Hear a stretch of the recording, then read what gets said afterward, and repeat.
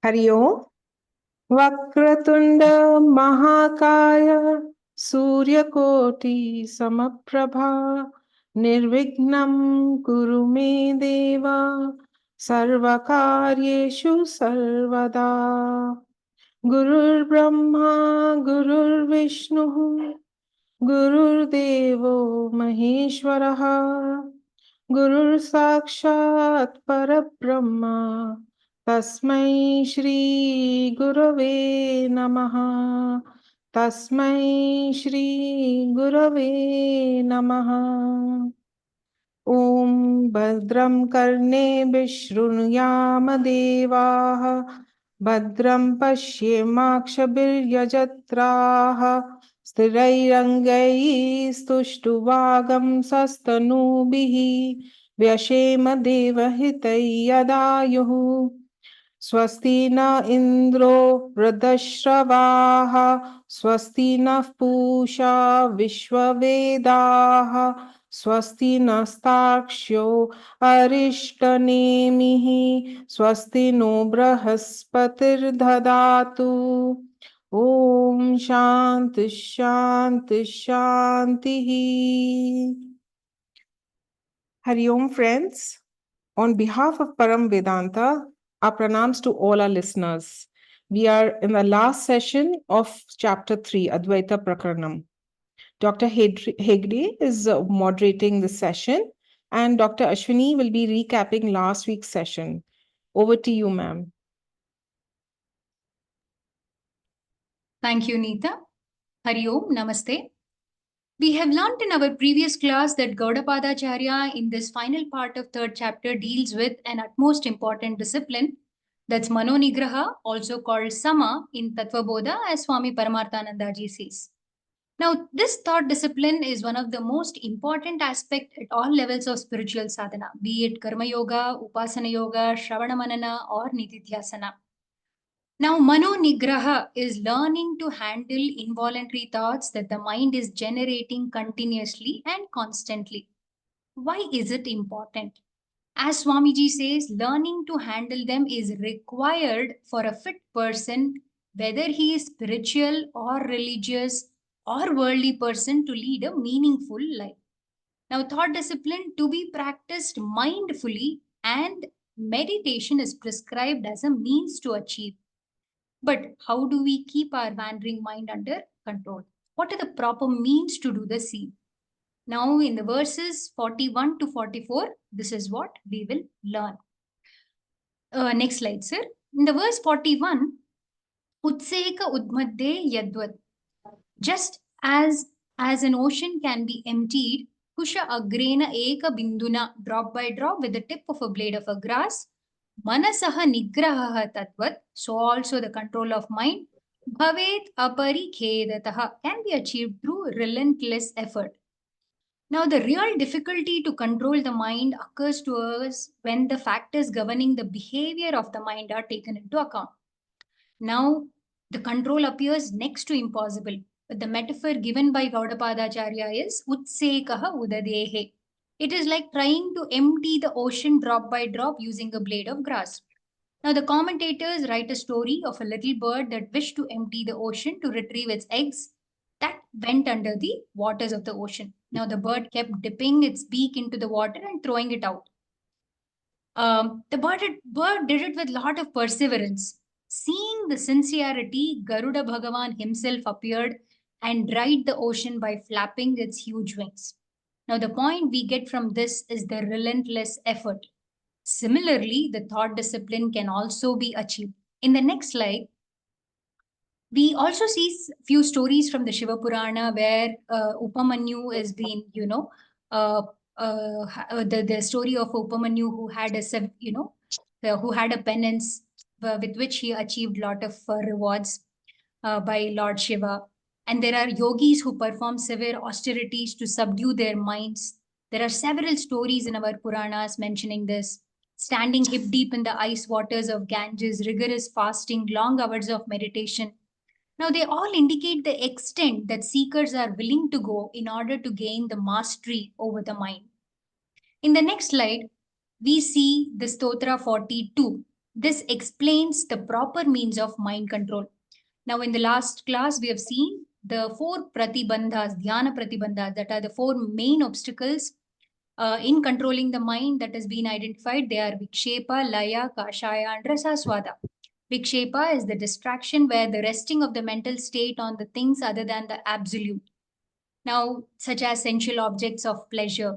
Here it is highly active mind, okay, or the wandering mind, which is mainly because of the rise in Rajoguna. Then the Laya, mind going to sleep because of the Tamoguna, lapse of mental state into sleep, failure to rest on the absolute. Kashaya, latent vasanas or desires, the dormant presence of hidden impressions from past. It's unmanifest and it's unmanifest because of the hidden raga and dvesha in the subconscious mind, resulting in stagnation. Rasaswada, getting lost in the experiential ananda due to meditation, maybe. It's tranquil or the reflected bliss which overpowers, and the mind can be unavailable for the Vedantic meditation. So now, hence, the proper methods, the upayaha for the mental discipline have to be adopted. Now, if we understand the desire is rajasic, sleep can be tamasic.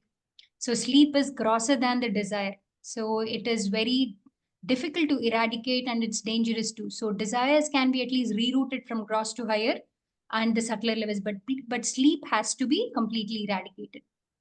From the next verse onwards, we see the methods prescribed by Gaudapadacharya for the same thing. So the in the verse it says, constantly remembering that everything is a source of sorrow, one should turn away the mind from the object of desire. Constantly remembering that everything is unborn or the Brahman, one should never see anything which is seemingly born. Here, Gaudapadacharya gives the two methods, that is, one is upasana and nididhyasana, one to study, one who, before studying Vedanta and one after studying the Vedanta. Now, when these sense pleasures are distracting through the temptation, one has to meditate upon the problem that is caused by the same. We always have to look that the worldly object is always mixed with a sorrow. It does not produce a lasting contentment and it always creates a bondage. So remembering this defect of the sense objects and then turning the mind away from the sensory addiction. Also, the root cause of vikshiptam is kama or desire. It distracts us from the spiritual goal as well. So fulfilling the cravings, which only leads to the greater cravings. So remembering and reminding the mind to see the harm being done by the indulgence helps it to wean off the desires. And then once we are into that, once we keep on continuing to meditate and the abhyasa, it always helps us in vairagya. Once we do that, we need to remind and remember that everything is Brahman. The entire world is only the appearance, and one should never hold on to this apparent world, which may lead to suffering. So, repeatedly remembering the mithyatvam of the world. So, this is one thing that Gaudapadacharya says, that to give the reality to Brahman and falsity to everything else, this helps in dilution of the raga dvesha. And then in the last verse, that is verse number 44, which says, Laye sambodhaye chittam. One should awaken the mind merged in slumber.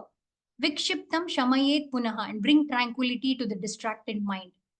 Sakashayam vijaniyat. Know well that the mind is tinged with latent desires. Samapraptam na chalayet. Do not disturb the mind that has become tranquil. Now, one should awaken the mind in drowsiness. One should quieten the disturbed mind repeatedly. One should know the mind in the intermediary state to be one with latent desires. One should not disturb the mind which has become tranquil. So in the last slide, let's recap this, learning how to transform our gunas. Now the first one is conquering tamas through rajas. Slumberness is our tamasic nature. Not only it manifests as sleep, also in the form of laziness, a desire for idle comfort or lethargy, etc. Now, the Rajasic nature or the intense activity should be utilized to overcome this slumberness, shrugging off the lethargy and gathering the zeal in our sadhana. The knowledge that we obtain during Shravana should be always on our mind at all the times to achieve this. Now, the second one is conquer the Rajas through Sattva. After we bring our tamasic nature under control, Rajasic nature need to be slowly but gradually discarded. It can manifest as distracted mind. Our sattvic nature manifests into a tranquil mind, which is an antidote for the rajasic nature of the mind or distracted mind. Next is to conquer disguised sattva. Absence of desires can be recognized as sattva nature of the mind, but what about the latent desires or kashayam or submerged desires that lie dormant in the subconscious mind and surfaces when the conditions are favorable? Mindfulness or alertness at all the times is required to be aware of this obstacle called kashayam. These desires also needs to be eradicated the same way as they too cause the distractions of the mind. Next, to establish sattva. By this, we are reiterating the mind not to give any excuse for the hidden tendencies to become active. Now, let's cultivate this do not disturb sign in the mind. Let's be watchful before exposing ourselves to the worldly temptations. Few other verses will be continued in today's class. Hari Om Shri Gurubhyo Namaha. Thank you very much, Dr. Ashwini. That was an excellent summary of the concluding, the last of the last class, where we studied these 5 karikas about mind control through nidityasanam. Sada Shiva Samarambam Shankaracharya Madhyamam Asmadacharya Pariyantam Vande Guru Paramparam. Om. Look, there was a young man who goes to an astrologer, and the astrologer looks at his palm and then looks at his face, and he says, "Can I tell you the truth?" The man said, "Yes, please tell me the truth as you know." He says, "You will have a lot of problems in your life. You will have multiple areas of difficulty till the age of 30. Then his eyes brightened up, and he says, "What will happen after that?" He says, "After that, you will get used to it." Dear friends, in reality, everyone is struggling with something or the other. Problems, as long as we are in this body, we will have problems in some form or the other, wherever you are, whoever you may be. You might have heard of this phrase, "Nothing succeeds like success." Once you have tasted success, once you have the know-how to get success, then you get into a loop of success to more success. But have you heard of this phrase? Nothing fails like success. What do you mean by nothing fails like success? When you don't have money, when you don't have power, when you don't have all the means in the world, there is always hopes that one day when I am rich, one day when I am powerful, one day I will be able to control the world and I will be able to solve all my problems. But what is nothing fails like success is when you have achieved all the worldly successes and find that none of these worldly successes give you any form of fulfillment. That is what is called nothing fails like success. Socrates has famously said, or very famous for this expression, "An unexamined life is not worth living," which means periodically or once in a while, like towards the end of the day, or on a weekend, or on some particular season like New Year's, we need to take a pause and see, what is that I have really accomplished? What is that I have learned from life? For those of us who have come to Vedanta, this phrase, this mantra from the Mandukya Upanishad is very significant. Pariksha lokan karmachitan brahmana. Brahmana here means a person who's wisely examined his life, and then he discovers one thing, that whatever forms of worldly accomplishment will not solve any of my problems. My problems continue. And when the failure is utter, when you realize that nothing fails like success, that is when you turn to a guru. We have seen the story of Arjuna in the first chapter of the Bhagavad Gita, how he argues with Lord Krishna about how things should go about. But then towards the beginning of the second chapter, he understands how nothing fails like success. In that moment of utter feeling so low is a moment when he has surrendered to the Guru, and then when he feels nothing else can help. We have another story of Draupadi.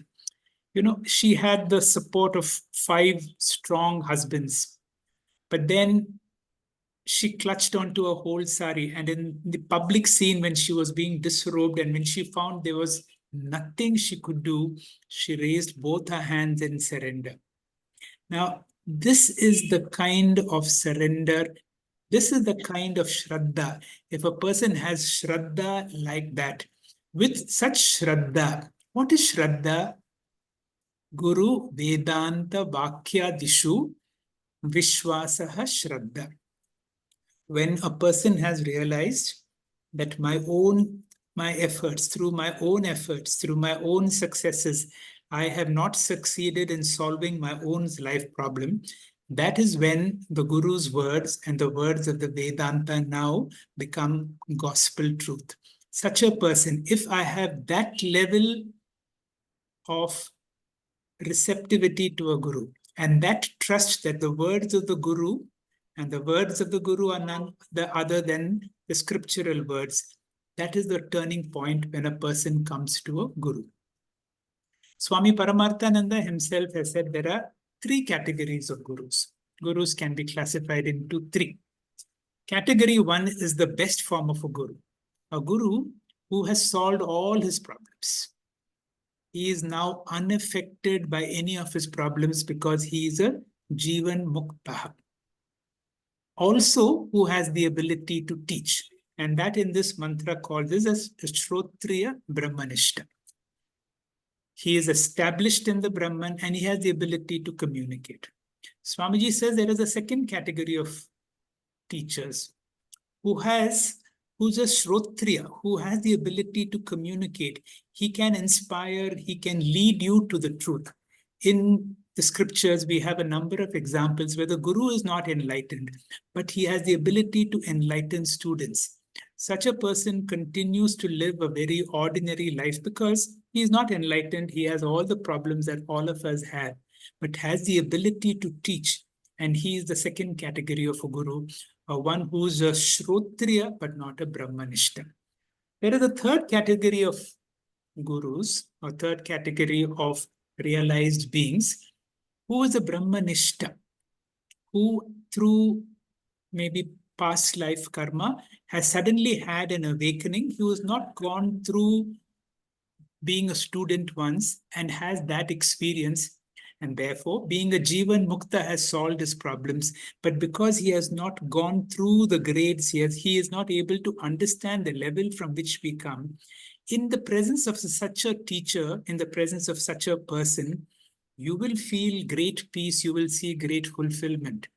But then the gap between the teacher and the student always remains because the teacher is not able to uplift the student to his level.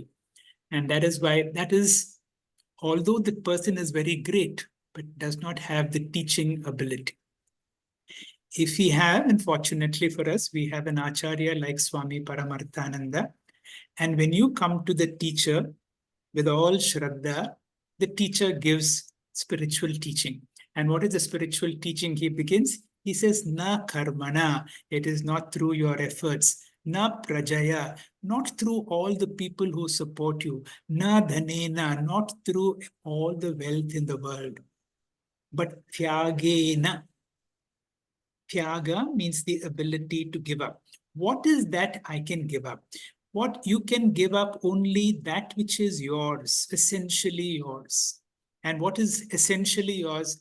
According to Swami Anubhavanandaji, there are only 2 things which we can say as ours, our own making. One is our false notions. We all live a notional life. And many of these notions are false. If there is something that we can give up, is our false notions. And second, most importantly, is about our notion about ourselves, that is our ahankara or ego. That is why when you come to a Guru, samit pani, symbolically, you surrender your Guru, surrender your ego onto the Guru. Only then teaching begins. We all have seen about this teaching. Swamiji calls it bad. Bandhakatvam, atriptikaratvam, dukkha mishritvam. Anything in the world is mixed with sorrow. So that is why we come to a teacher to see, can you give us something which does not have all these defects? So the teacher comes and tells you, yes, I have something to offer to you. And are you ready to believe? The teacher says straight away, you are not ordinary. The truth is, you are already that which you can possibly be.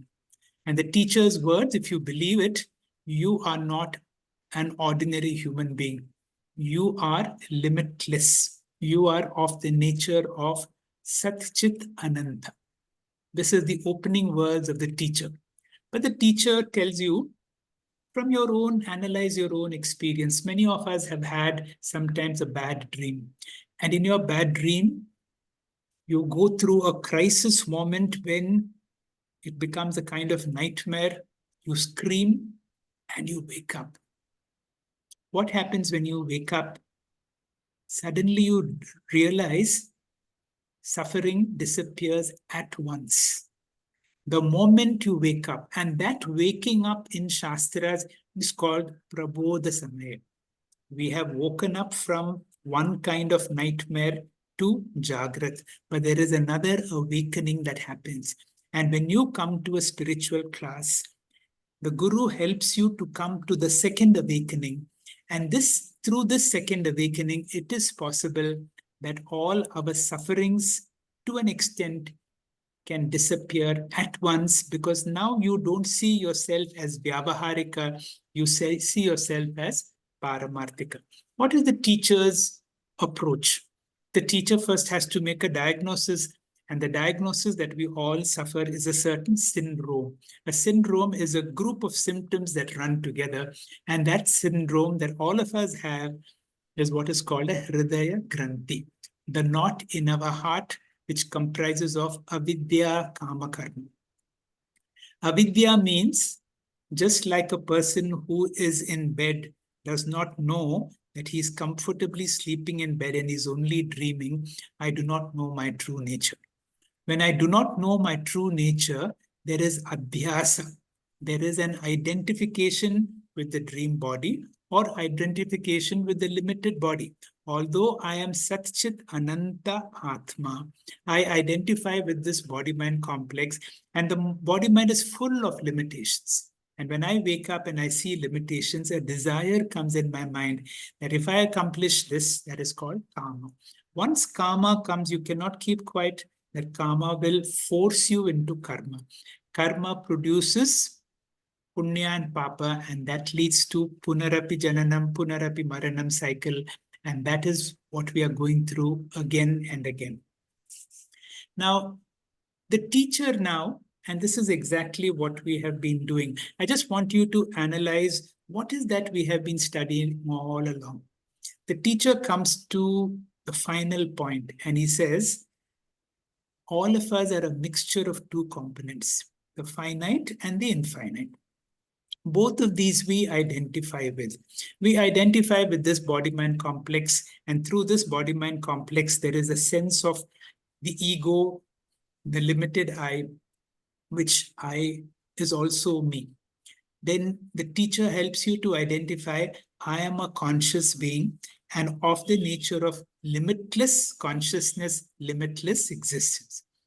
Through Shravanam and Mananam, clarifying all the doubts, the teacher clearly says, as body-mind, there is no complete solution to any of our problems. But as Atma, you will discover there is no real problem. And therefore, the teacher tells us, I want you to be mentally strong, because when you wake up, you will have all these kinds of experiences.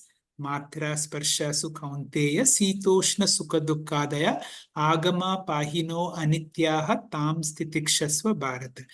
Now, when you identify with the body or when you wake up, this feeling of I am Atma Brahma goes away and you forget it and you think you are this limited person. Throughout the day, I want you to remember I am Atma Brahma, playing the limited role of body-mind complex. This, friends, we are in this stage. We know all this. I have spiritual knowledge. The problem is I do not have Nishta. And again, the diagnosis is I've had sufficient amount of sadhana chatustaya sampanna to come for this class, but not sufficient enough for me to become a jnani. So what is the rectification? That is what we will see in the concluding portion of the Advaita Prakaranam of this great Upanishad and the Karika. With today's class, we are concluding and with the topic of Nidityasanam. Even though we have 4 more verses, but I will just give you the essence. The truth is this, I am Atma Brahma. Through Shraddha, let this feeling be very clear. I am not this body-mind complex. I am of the nature of eternal and all-pervading consciousness. Let this thought be in every cell of our body, because your thoughts become your words lead to actions, your actions leads to your character leads to your destiny. And by changing the thought from I am this body-mind complex to I am Atma Brahma is the whole exercise of Nidityasanam. Then what do? Whatever we do, tat chintanam, tat katanam, anyon tat prabodhanam. All my thoughts are, I am Atma Brahma. Whatever I speak is on the same topic. Whenever I get an opportunity to interact with somebody, day in and day out, bring in Nidityasanam. And how do we retain this? There is only one way. And that way is Satsangatve Nisangatvam. Nisangatve Nirmohatvam. Nirmohatve Nischalatatvam. Nischalatatve Jivan Muktaha. And for a Jivan Mukta, will a Jivan Mukta be free from problems? Certainly not. As long as we live in the body, we will have problems and tapatraya. They will be from, you may classify as Adi Daiva, Adi Bhautika, or Adhyatmika. Whatever it is, problems will be there. But then what happens? You will say, I illumine all these problems, but I am relatively unaffected to the extent that Nidityasanam has worked on you. Shri Gurubhyo Namaha. The opening verse for this class will be from Ramaji. Rama, please. Shri Gurubhyo Namaha, Harihi Om. Mandukya Upanishad Karika 3.45. Gaudapadacharya terms mind control as Vedantic meditation or Nididhyasanam, essential for a sadhaka to control the mind. 4 obstacles of mind control, their remedies and the consequences are discussed from Karikas 40 to 47. In the Karika 40, significance of Amani Bhavaha or no mind state in the spiritual journey is discussed. It is now called mind control. For all levels of sadhakas, control of mind is a must for enlightenment, resulting in fearlessness, transcendence of sorrow, and everlasting profound peace.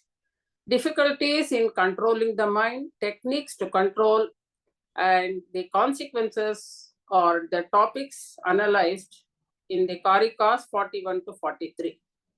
Next slide details about the first obstacle, Layaha. Let us recollect Karika 44 that explains the 3 obstacles and their remedies.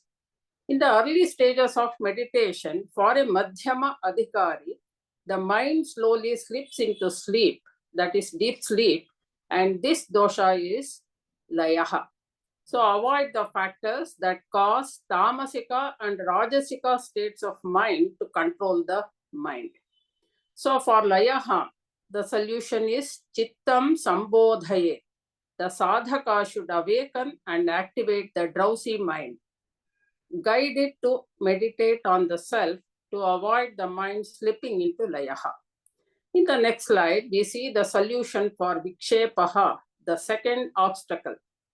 And the Karika says, Vikshiptam Shamayet Punaha.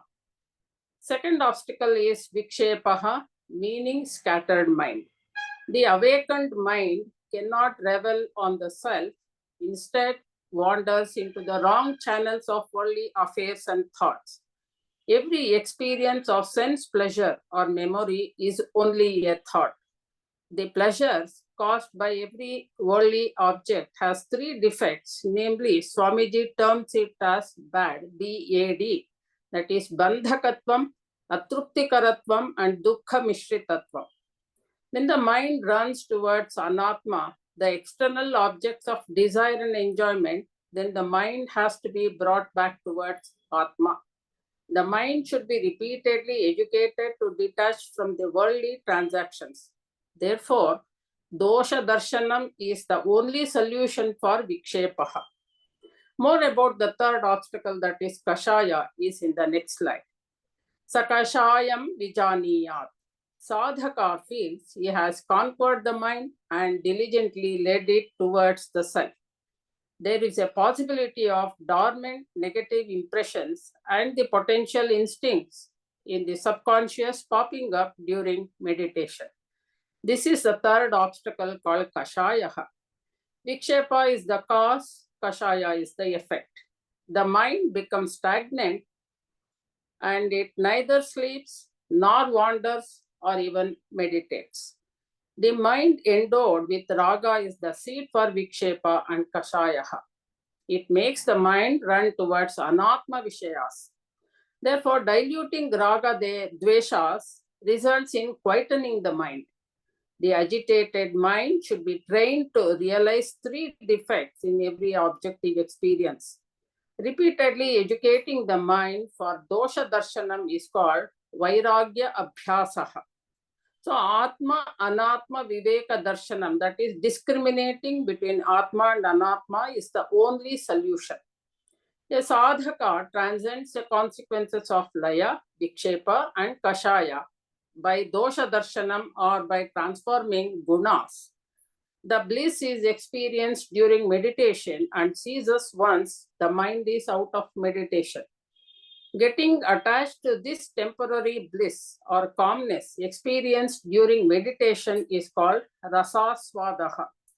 This is the fourth obstacle discussed in the Karika 45.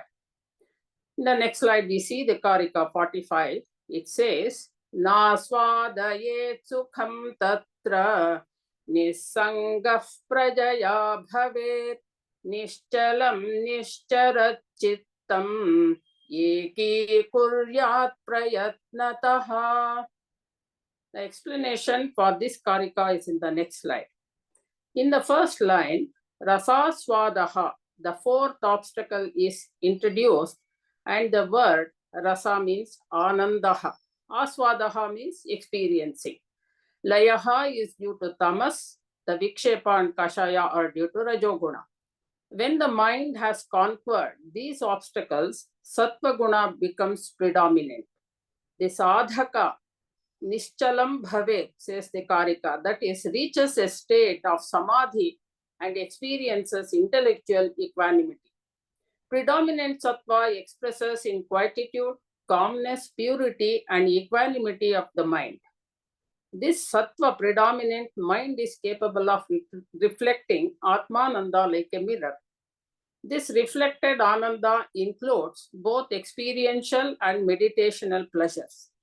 Gaudapadacharya warns that the sadhaka should realize that this is not the Swaswarupananda or Bimbananda, meaning the absolute bliss, and not get attached to the reflected Ananda. All the experienced pleasures are only the reflected Atmananda. They are only gradations in the vrittis like Priya, Moda, Pramoda, and not Nityanandaha. A sadhaka should discriminate between the evident Atmananda and experiential Ananda. Then the sadhaka becomes Nishcharat Bhave. Even then, the mind tends to run out and get attached to Vishayanandaha.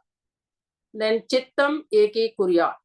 Then he has to repeatedly bring back the mind to dwell on the Swaswarupa, the higher nature of the self, revealed in the Mandukya Upanishad Mantra 7, Shantam Shivam Advaitam Chaturtham Manyante Sa Atma. Thus, the Karikas 44 and 45 explains the solutions for the gross, subtle, and subtlest obstacles of mind control. Transcending these, the sadhaka is on the verge of reaching Nirvikalpaka state.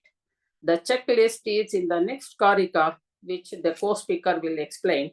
Harihi Om, Shri Gurubhyo Namaha. Thank you. Thank you very much, Ramaji. Shiv Kumar will explain the next Karika. Shiv, please.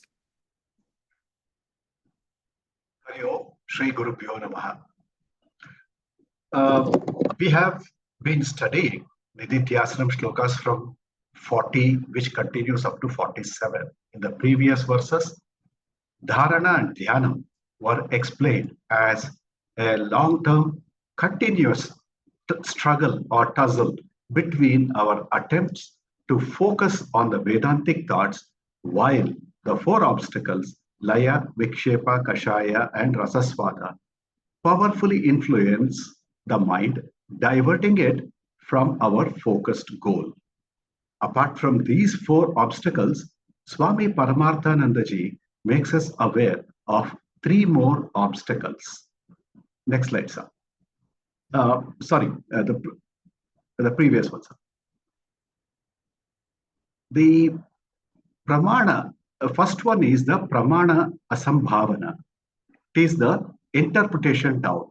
Different schools interpret differently, resulting in confusion. But Brahma Sutras compares Advaitic interpretation with other schools and establishes non-Advaitic interpretation as erroneous. Next slide, sir.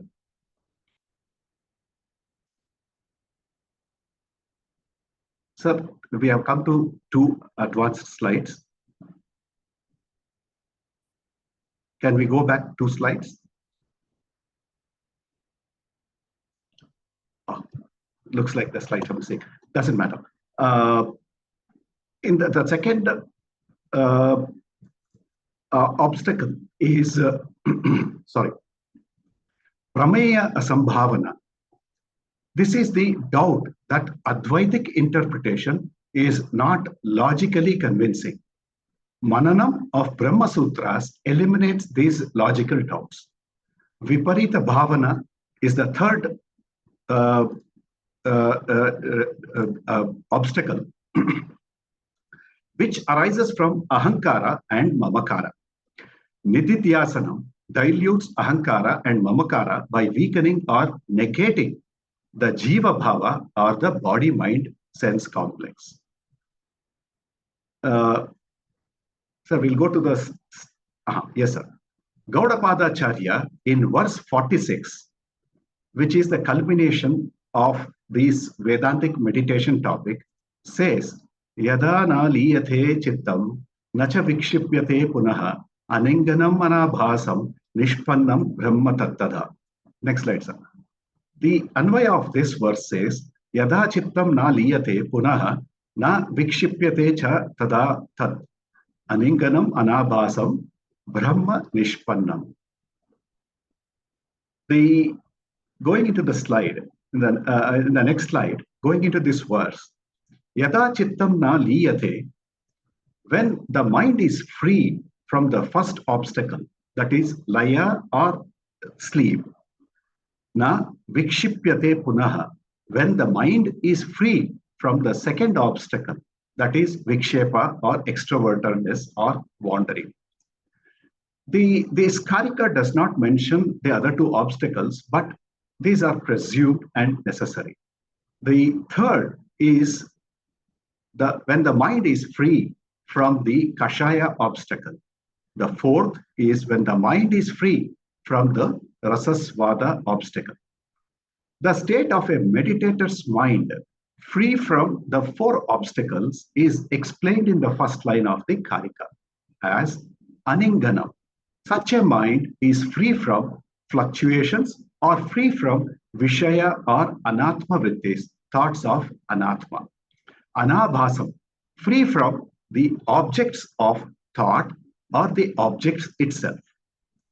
Neither Anatma Vritti or internal thought nor the external objects disturb him, but he continues to have Atmakara Vritti. Tada Brahma Nishpannam. At that time of Brahma Samadhi, the meditator's mind has become Brahman. Nishpannam literally means become. Next slide, sir. Gaudapadacharya in this verse talks about Samadhi. Samadhi is that final state of mind when it has successfully established itself or when it has fully absorbed, when it is fully absorbed in the Vedantic teaching. That is, when the meditator's mind is said to have become Brahman. Here, what or how does Gaudapadacharya mean by saying that the mind has become Brahman? Does it mean that before meditation, the mind was not Brahman and then it slowly transformed, becoming Brahman? But this is not so. We know that everything, including the mind-body-sense complex, is, was, and will always be Brahman only. Hence, as there is no becoming, Bhagavad Pada Shankaracharya clarifies that we should take it as though becoming. The meditator's mind becomes Brahman means the meditator's mind is absorbed in the knowledge that everything is always Brahman only. Thereby, the mind is also Brahman. Recalling our popular rope snake example, the person takes a torchlight and realizes that it is only a rope and exclaims that the rope has become, the snake has become a rope. There was never a snake, but it is only a shift in perception or shift in vision. Similarly, in the pot clay example, with wisdom, I see the pot as clay, and for the wise person, pot has become clay. That is, pot drishti is replaced with clay drishti. In samadhi, a meditator's drishti or vritti is replaced with sarvam kalvidam brahma. This is what Gaudapadacharya means by mind becomes Brahman. In simple words, when the mind is quieted, it understands that the whole universe, including itself, is Brahman. I, Aham Brahmasmi. This is like the gold ornament, which was referred by their Namarupa as chain, bangle, etc., is now called as gold only. This is the ultimate result of Atma Jnana. Next slide, sir. Swami Vidyaranya in Panchadashi advises that we should fake it before making it by saying, as a Nirguna Brahma Upasanam, Aham Brahmasmi.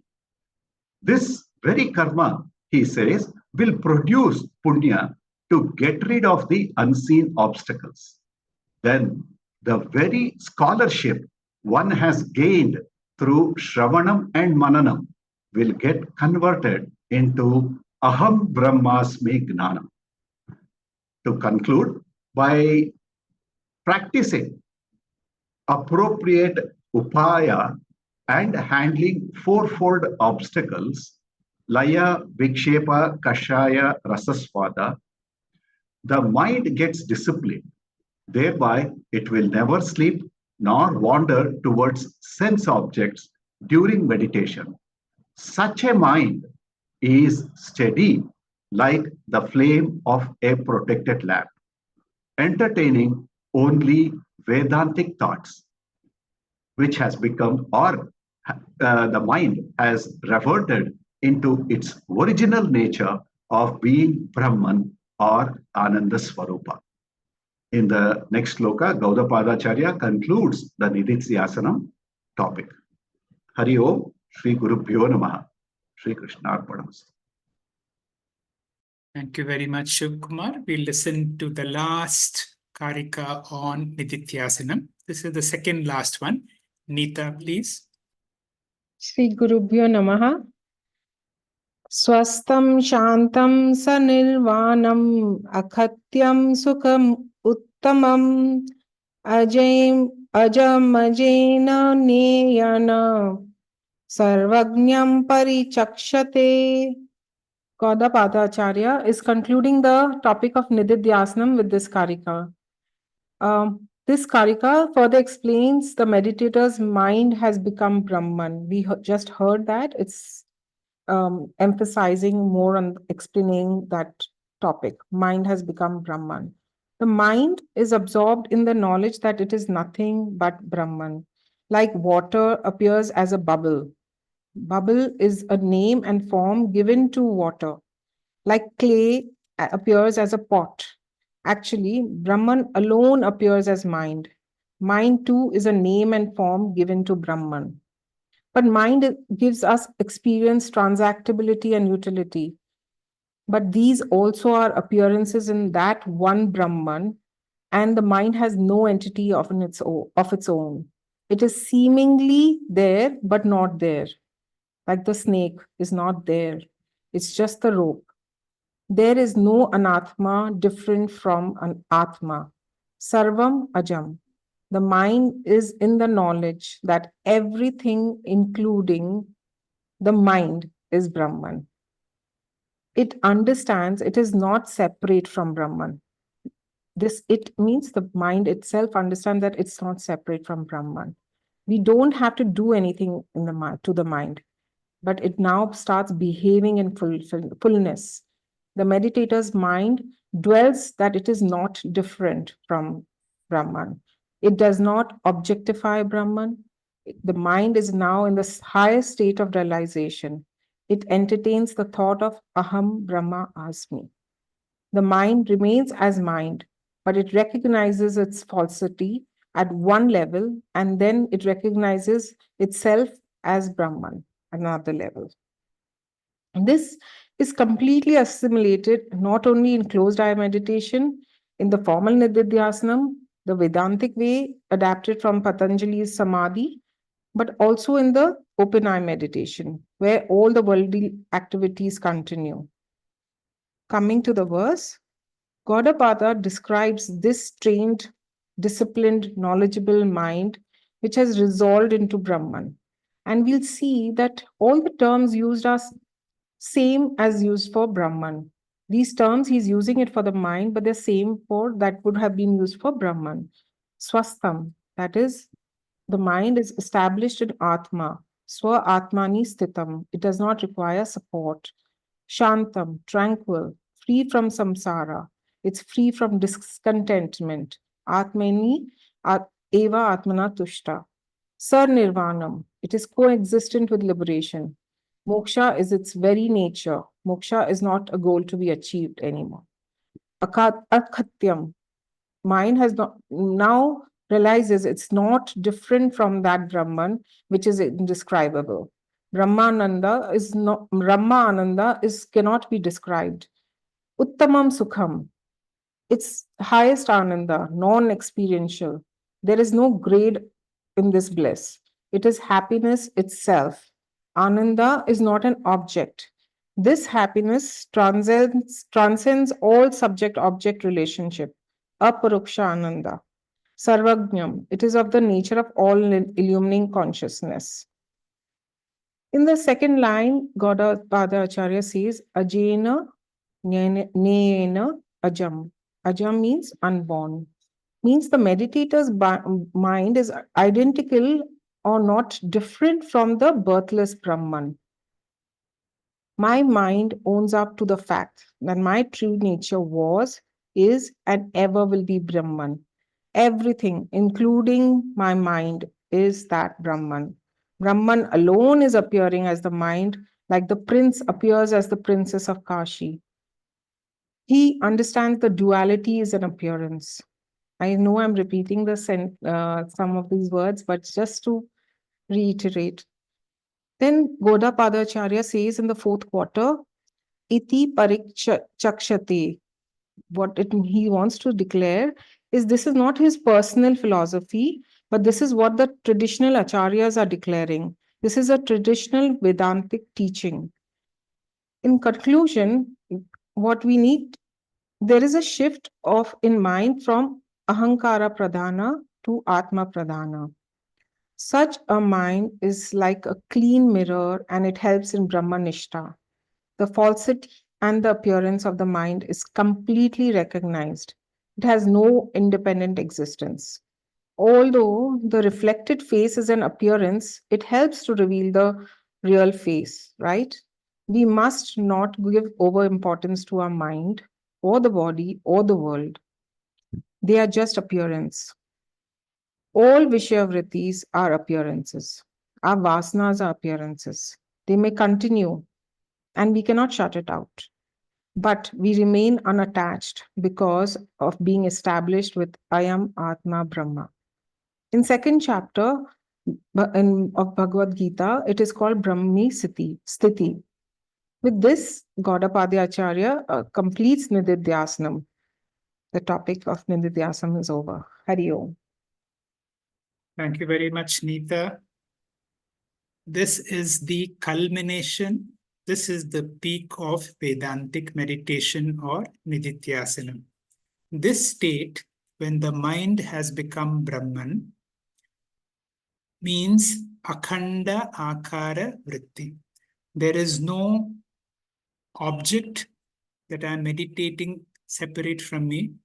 There is the object and the subject and the instrument. All the Triputi has disappeared. Normally, when I meditate on an object, as Bhagavan has outsaid, Bhagavan is there in the form of a murti. I use my mind to meditate. So there is a Triputi. But when the mind has become Brahman, whatever the mind sees is Brahmarpanam, Brahmahavi, Brahmagno, Brahmanahutam, Brahmaiva tena gantavyam Brahma karma samadhinaha.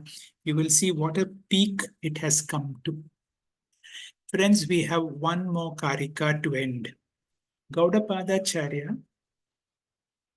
is considered as the extreme of Advaita Vedanta.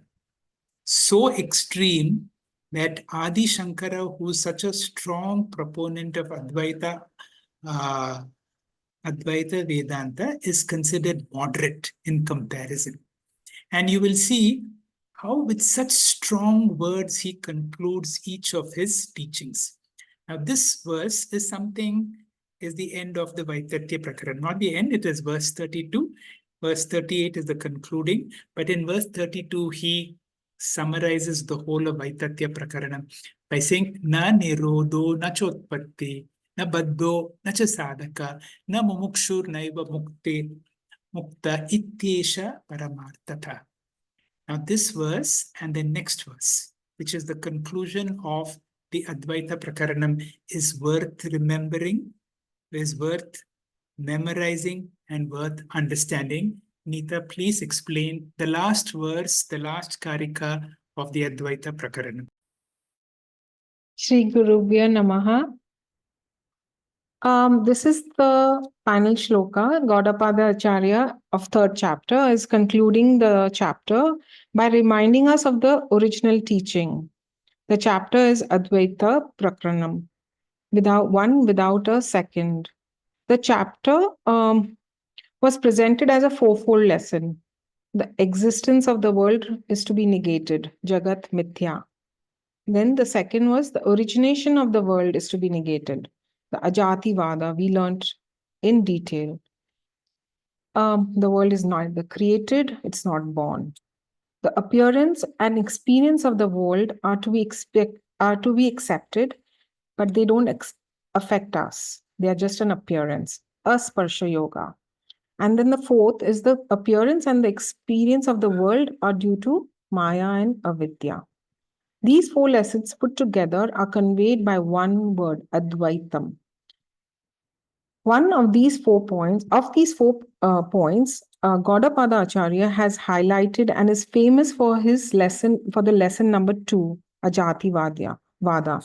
Gaudapada Acharya explains the world has never originated, was never born, is not created. It is only an appearance. The non-dual Brahman is the only absolute truth in which nothing is born. Brahman is not a cause and it is not an effect. It is Karya Karanam Vilakshana. It does not propagate. Brahman is one and it alone appears as many. For this, many examples of clay, pot, gold ornaments has been given. Next slide. The Karika goes like this. Na kachijayate jiva sambhavasya na vidyate etad tad uttamam satyam yatra kinchina jayate. Gaudapadacharya explains, Kaschit jiva na jayate. No jiva is ever born. And we can add, no jagat is also ever born. Nothing is born out of Brahman. It is not possible. Sambhava nasti. Why? Because there is Brahman is not a karanam. It is not a cause. There is no cause for the jiva to be born. This has been explained in detail, systematically, by the Shruti Pramanam and the Yukti Pramanam, logically and by Vedic analysis. Tarka, basically Tarka and Mimamsa. Production of something involves undergoing change. Brahman cannot produce anything. It is nirvikara. Then in the third quarter of the verse, the teacher says, Etad uttamam satyam. There is only one absolute reality, and that is the Paramarthika Satyam. So is there any other levels of truth? Yeah, there is the Vyavaraka Jagrat Satyam and the Pratibhasika Swapna Satyam. These are relative realities and they hold true only for a period of time. The dream money doesn't help us in any way in the Jagrat world. The Jagrat money doesn't help us. Jagrat water, which is there outside, doesn't help us in our dream thirst. Paramarthika level is the only superlative truth. Then in the fourth quarter, Gaudapada Acharya says, Kinchit na jayate. There is no karyam at all, and there is no karanam. There is no effect, there is no cause. There is no cause for origination. There is no prathama pada, there is no dvitiya pada, there is no tritiya pada. The dream world, the waker's world, and the sleep state are all lower levels of reality. They are superimposition on that one reality. They are appearances. They are mithya. I must claim that I am Turiya, the Chaturtha Pada. Etad Uttamam Satyam. This Paramarthika Satyam was revealed in the 7th mantra of the Mandukya Upanishad. I'm going to say it. Try. Na antaf pragnam, na baish pragnam, na ubhayata pragnam, na pragnam, na dhanam, na pragnam, na apragnam, adrishtam, avyavaryam, agrayam, alakshanam, achintyam, avyapadeshyam, ekatma pratyasaram, prapanchashopamam, shantam shivam advaitam, chaturtham manyate sa atma sa vijnaya. Gaudapada Acharya introduces this chapter by calling an ignorant person a kripana, a miser, like we having money but not enjoying it. Similarly, a jiva yearning for peace, happiness, security, despite having it always, is a kripana. It will be a real pity if we miss this Brahmananda, if we miss to anchor into this one and only reality in this lifetime. With this, the third chapter, Advaita Prakaranam, is over. Hari Om. Thank you very much, Neeta, for another nice explanation of this concluding Karika, where Gaudapada makes another extremist statement. And he concludes by said, Etad tad uttamam satyam. That this is the highest teaching. What is the highest teaching? Nothing is born from Brahman. No jiva, no jagat, and nothing can possibly be born. But then I see so many things. This is what is called Eka Jiva Vada, which means other than you, the experiencer, nothing else really exists. Now, this is the kind of understanding. Now, what all our problems is because of the sense of otherness. When I see somebody as other than me, then I have all kinds of insecurity. So the peak of Advaita Vedanta is the ability to see everything as myself. The moment I forget this and I give reality to the world can become a problem. In Advaita Vedanta, one of the greatest teaching and helping a person to come to a state of awakening, and I gave you earlier in my introduction of how you can be going through a nightmare, and when you go to the extreme and when you wake up from the nightmare, suddenly you'll see my suffering has disappeared at once. Why? Because I identified with my dream objects and the dream object was real and I suffered. Many people will say, that is true, okay, about your dream, but the dream is my own creation. I sustain the dream, and therefore when the dream disappears, my suffering also disappears. But this world that I see, I have not created this world. There is a world that I experience. And when I go to sleep, I go away from here. The world continues. So I'm not the one who's sustaining this world. And the world and its problems certainly affect me.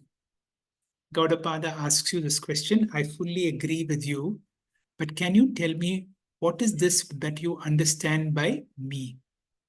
And Gaudapada again reminds us, if you identify with the body-mind complex, the world and its problems will be real. But if you are able to identify as Atma, and if you are the Atma, then it is Mayeva Sakalam Jatam, my Sarvam Pratishtitam, my Sarvam Layam Yati Tad Brahmadvayam Asmayam Aham. This whole world is like a dream. And this is why he says, Yetad Uttamam Satyam. This whole world, nothing has come out. If at all it has come out, it is like a dream experience. Shri Gurubhyo Namaha.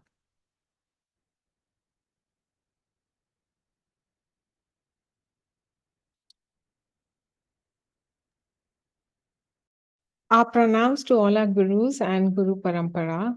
Thank you, sir, for last week's Advaita summary. Grateful to our teacher and all the speakers of the day. And Param Vedanta truly appreciates all our listeners. And the next premiere is of Gita session 52, Monday, the 11th of November. Let us conclude with the chant along, please. Om Purnamadah Purnamidam Purnat Purnamudachyate Purnasya Purnamadaya Purnamevavashishyate. Om Shanti Shanti Shanti Harihi Om. Shri Gurubhyo Namaha. Harihi Om.